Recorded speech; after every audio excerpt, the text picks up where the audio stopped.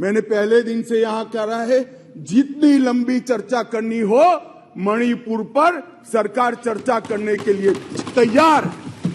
हर चीज का जवाब दिया जाएगा और मैं दूंगा जवाब। माननीय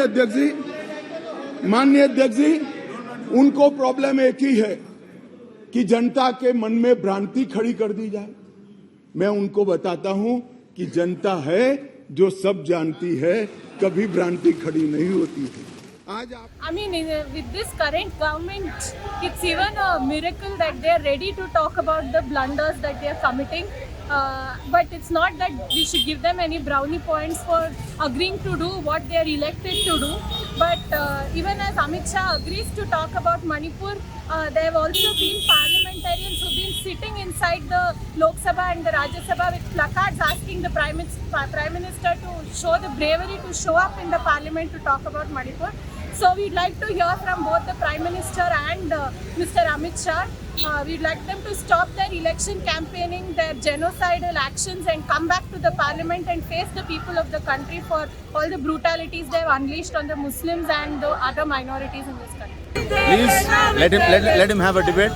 And like the opposition party is saying, it should not be a Maggie time debate. It should be a full-fledged debate. That is what they were seeking for this long. What took them this long?